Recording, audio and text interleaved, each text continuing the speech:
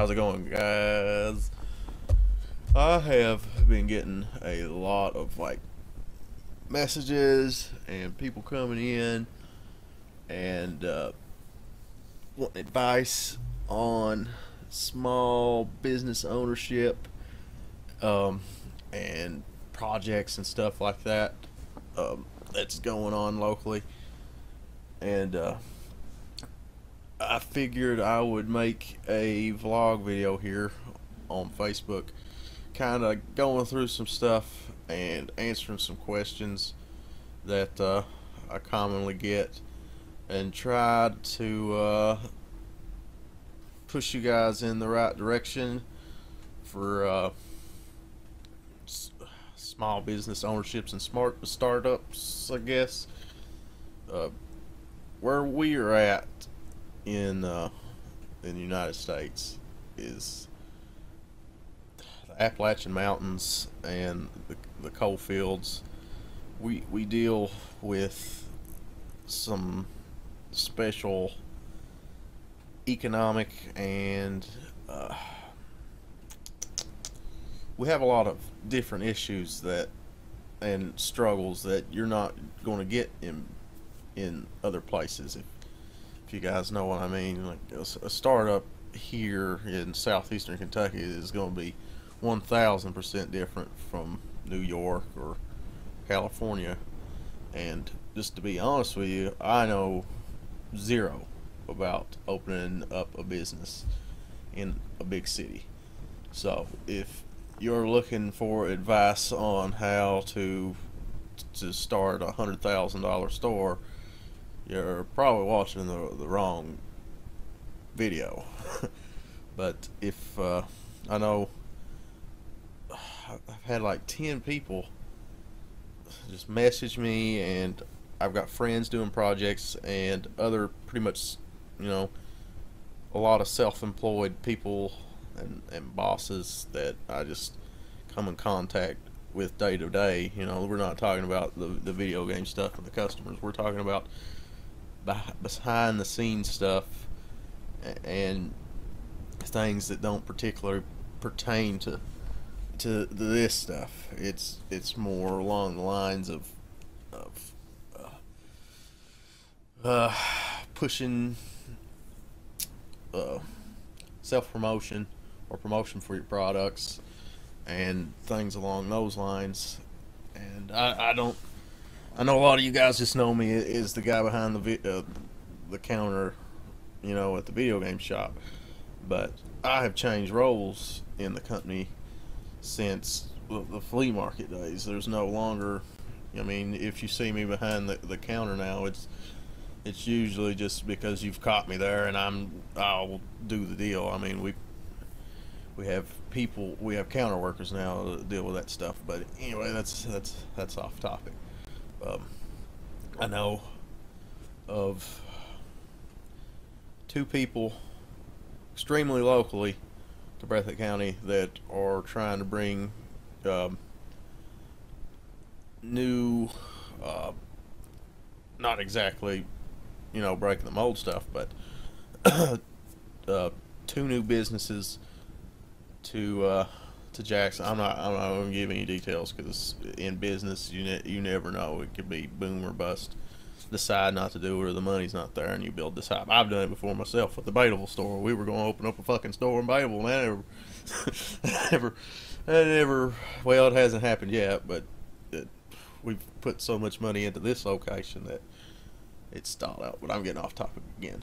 But anyway, I have put together I guess, just talking points here, because I know a lot of you guys are trying stuff that I'm seeing a lot of you guys spin tires, to be honest with you, with the makeup stuff on Facebook to just basic internet ads. I don't know if you guys know this, but 50% of the stuff online on that the vault sells is going through the internet, either through direct Facebook sales with me leading or one of our associates, or an eBay ad or something like that. If we depended on local customers to pay our bills, we would have went out of business fucking shit a year and a half ago, because the money ain't here. I mean, there's decent money here at times, but in this day and age, if you rely on local customers, which are my favorite, absolute favorite, but if I relied on their money to pay all of the vault's bills, we would have already been sunk a long time ago. But I'm seeing some things that just a lot of stuff, simple stuff that could be avoided, which I do it too. I get lazy, you know. Selling online is not exactly the easiest thing to do, but if you're looking for money, the internet's a great place to get it if you know what you're doing. But I want to go over, you know, that kind of stuff, and also just basic facts about running a small business, because it's tough, man. You've got Walmarts and your big chain stores and stuff. I mean, your revenue from your shop might be what they put down for waste in a month. You know, so X amount got stole by shoplifters. I mean, that's twice as much as your store brings in a whole fucking year. But anyway, that's what this video is going to be about, and I've got some websites that I want us to look up. I promise that I'll try to keep this as entertaining as possible, because a lot of this stuff, the way I learned it was by uptight assholes on internet videos that are dry and bland. But yeah, we'll try to make it fun. I'll go over some stuff for you cats that I know of trying to start something, or maybe you're watching this on a whim and you want to, you know, get a little behind the scenes look. I push you over the edge, you know. One day, quit your job, work for yourself. That's what I'm all about. So, yeah, let's get into this video, and let's learn something. Alright. First thing I want to show you guys is just some data on where our store's located in my favorite place in the world, Breathitt County, Kentucky. That's southeastern. I think when you want to start something on your own, number one, you're going to have a lot of naysayers. Everybody will tell you it won't work. But if you know in your heart that it will, and you have a logical game plan to make it succeed, then it's all on you. Anything can be successful if you work hard enough. But I wanted to show you guys the statistics of my town that we are working in. As a video game store, these numbers would, to an outside investor, these numbers would look terrible, I'm sure. We've got a median age of 41, which means the population is aging. 50% male, 50% female. Median household income is below the national poverty level. The per capita income is way below the national poverty level. 1/3 of the people in the town are under the poverty line, and most people drive at least close to 30 minutes to get to work. So these statistics, you know, can discourage someone, just like anything else can discourage you from following what you want to do. I don't care how bad the odds are. If you match it with a will to succeed and keep pushing, you'll do it. You will be successful. But, you know, got to be logical about it too. If you are deciding to start a business, especially in this town, you're going to have to do something different, do it good, and do a lot of it. Because a lot of the small businesses, just be honest with you, in a lot of parts of the country, I would assume, like Breathitt County, you're going to be fighting for what little disposable income there is, unless you're selling something people need. Which I'll be honest with you about that. If it comes to something somebody needs, there's usually a bigger company going to come in and grab the monopoly on that. But anything can happen, and if you're good at what you do and competitive and work hard, you can make it work. But my main point is with this is when you're trying to get into something to free yourself and start something, you need to try to gather as much data as possible, your competitors, logistically, pretty much anything that has to do with that business, and logically try to put together a game plan with what you know and what you're trying to do, and the uncertainties will work themselves out over time. And I was looking through these like top 5 local small business struggles, and a lot of this is just so vague that, like, this is the whole thing. Like, the last 3 years of my life working with this my company, they've got it all my struggles down to 5 bulletin points, and a lot of them, like employee retention. You're not, if you're starting out small like I did, that's employee retention is going to be the last thing you have to worry about. The only employee retention that you need to focus on is making sure you don't go fucking insane while you're trying to pull this off. Time management, that is a big one. Get obsessed. If you're wanting to do something to better yourself and be your own boss, you have to be insane about what you're doing. You have to eat, breathe, and sleep it pretty much. And you'll lose sleep. You'll worry. You'll get gray hair at 27, 28-year-old. But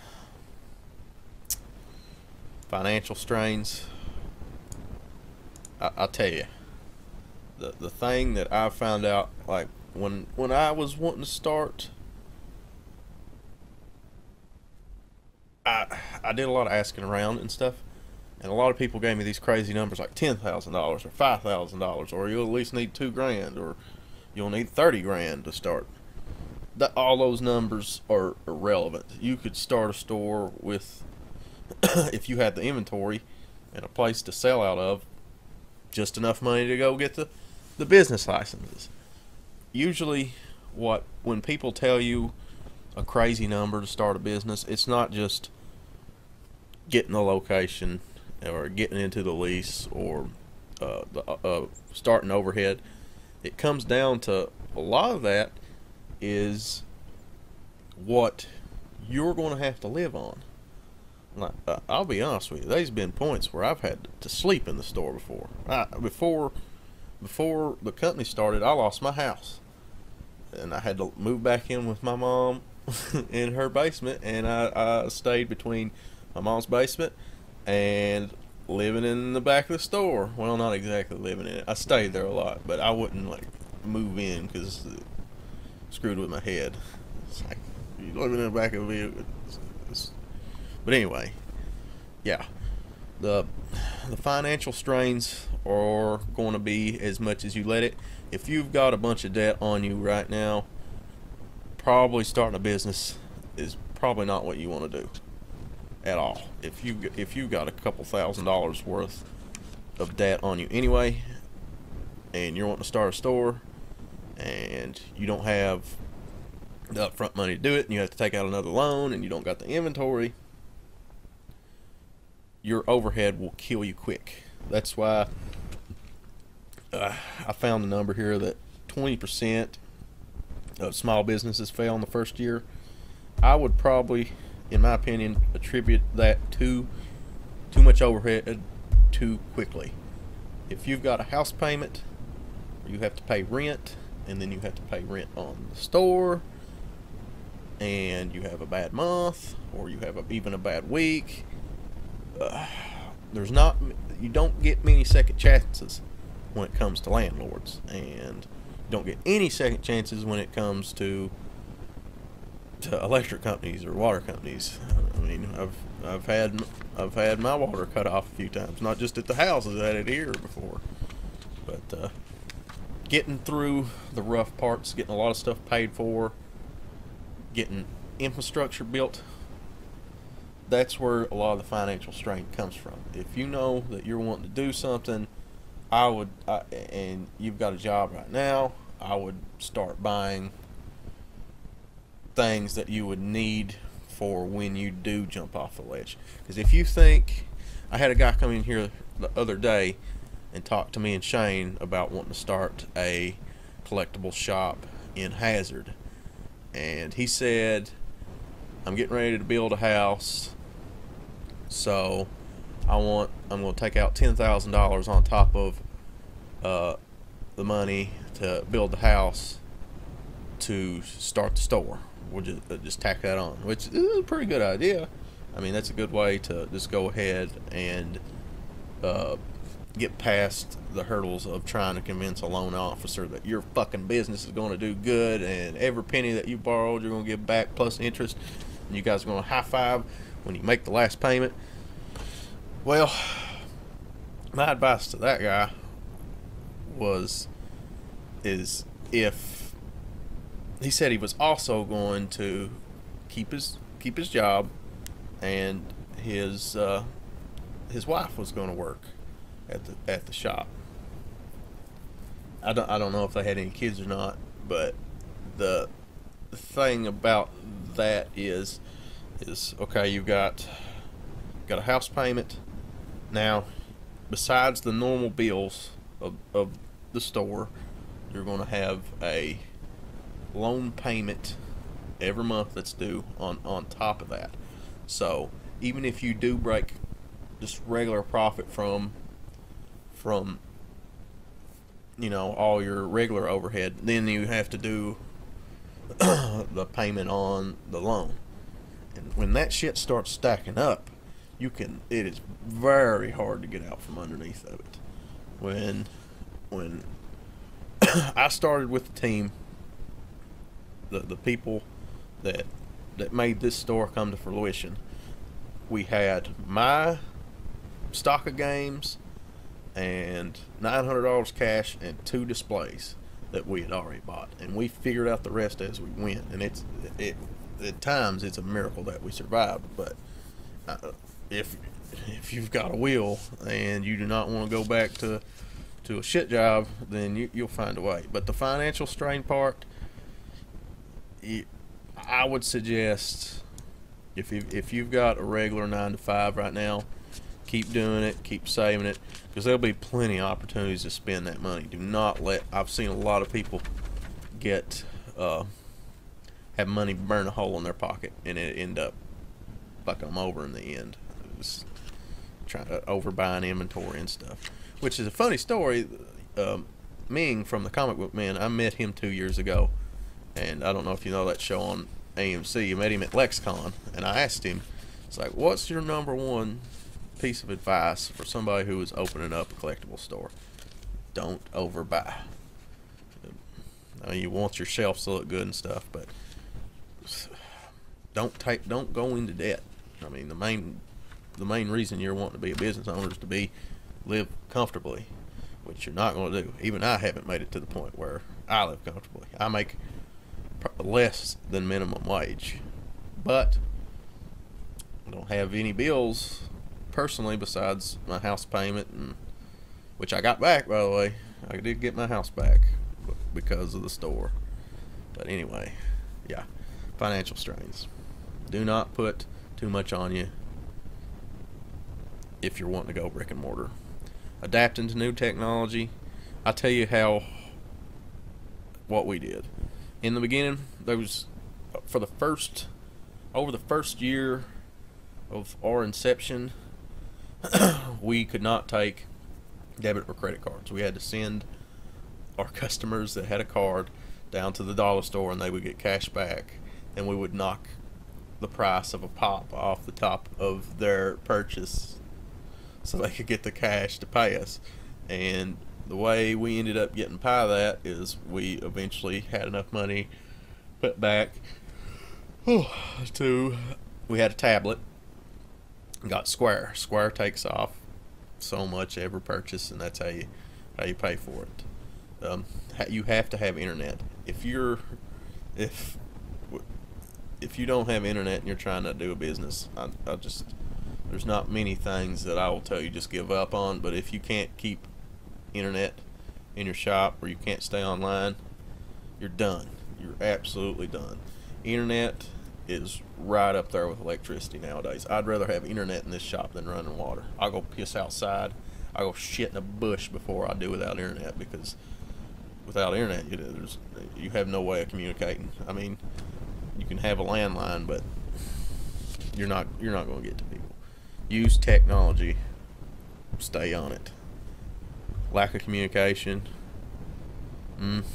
We've had struggles with that before in our business. Like, you forget to tell somebody something, or something's supposed to be on hold, you didn't know, it ends up getting sold or something like that. But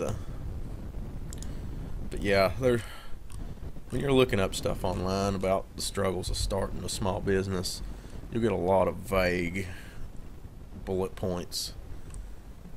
And even me talking to you now with this little stuff, like, I'm rambling on. I don't know if you're going to take anything away from this video or not, but believe in yourself. Try to logically put together a plan, play out different scenarios in your mind. Like, I have so much to start with. Say I'm going to get a building. Shit goes really bad for the first 6 months. Can I make it through that? How much do I got to generate to just float on by, and maybe put a little back to get something that'll help me later? It's all about little steps. When we started, we had pretty much nothing. There's pictures on my Facebook if you want to go back and see the opening day of the vault, but it was not pretty at all. Some other facts. Average business owner's salary is $68,000 a year. That is bullshit around here. If you're trying to start a small business to get rich, I'm sorry, the odds are stacked against you. You're probably not going to get rich. What we're going for, and what I'm trying to push, is fairly comfortable living with you being your own boss. If you go into work, you've got some son of a bitch staring down at you, telling you what to do, and he gives zero fucks about you. She gives zero fucks about you, and you're like, I hate going from job to job. I'm not appreciated enough. I know I have more potential. I dropped out of college like I did. Now I can't get a job anywhere because nobody will hire me because I don't have that piece of paper. Fuck it, make your own fucking job. You can do it. Anyway, starting business salary $68,000 a year. Maybe. Fell off the wall. Maybe. I don't know. I haven't hit that point yet, but I'm happy. That's the main point, right? Average business startup cost $30,000. This is national average too. That's also bullshit. We started out with $900 cash, and probably had $500 worth of games retail, give or take. So altogether, less than $1,500. You can do it on less than that. It just depends on what you're wanting to do. If you want to start in a car lot, yeah, probably $30,000, maybe. I don't know. But don't think you have to have $1 million to be a business owner. That's not true. Return on investment. They talked a lot about ROIs and like the 20% margins and stuff on, you know, how much money you put in, how much money you're supposed to get back. If you go by, if you try to do that much math on it, you'll probably give yourself a brain aneurysm. To be honest with you. If you're obsessed with profit, which you need to be, but you can make yourself go crazy. I mean, it really comes down to what I've seen in a lot of the successful businesses and owners that I've talked to. It's heart, and it's about paying bills and living comfortably, and yeah, don't worry about return on investment. It takes you 10 years to get your money back. If it's supported you that whole time and you've been happy and you've been able to do the things you want, and you haven't had a boss fucking drive you nuts, then it's a success. It all comes down to what you personally want. And back to the fact that 20% of small businesses fail in the first year. I'll tell you, a lot of the people that fail in their business, a lot of them put the nails in their own coffin.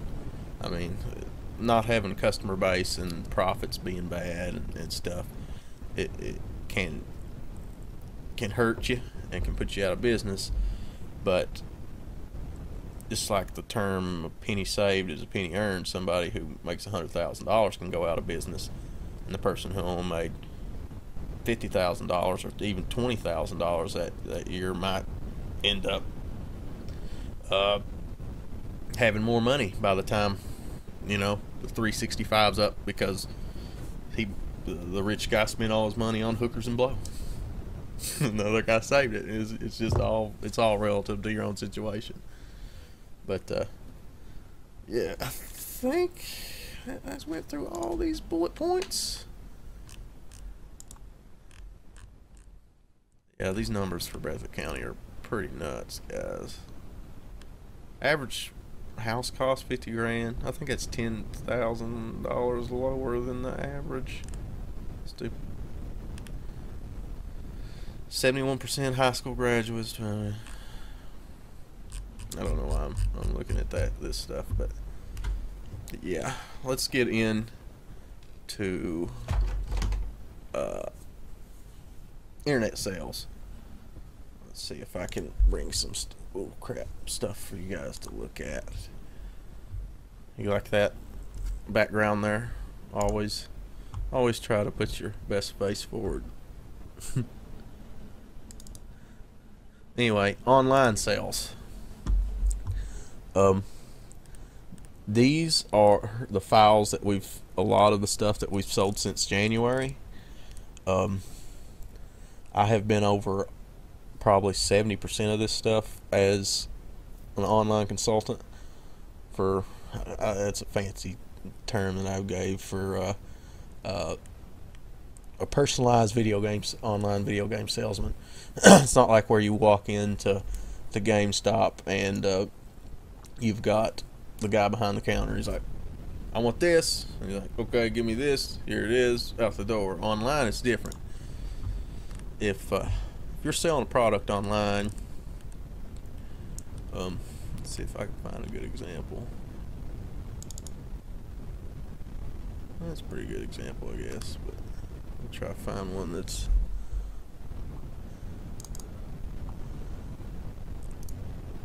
let's see. Okay, this is a game we sold around January. It's Super Mario RPG Legend of the Seven Stars, one of my favorite games. But anyway, if you'll notice, the picture is clear. You can see it pretty good. You can see the company logo pretty good. There's pictures on the ads of it working and saving completely. I'm seeing a lot of online ads that are taken with potatoes, incomplete. If you're trying to move something online, you have to be very descriptive, and the vagueness will lead to no sales. But as you can see, we have moved a lot of stuff. This is an ad that Let's see. Where's it at? One of our counter workers made. Look at that. It's Legos. Beautiful. Like, if I was in the market for Lego people, which this is already sold, this has been sold for weeks now, but yeah, make it look enticing. Make it look like the picture is going to make you want to buy it. So take time for the details.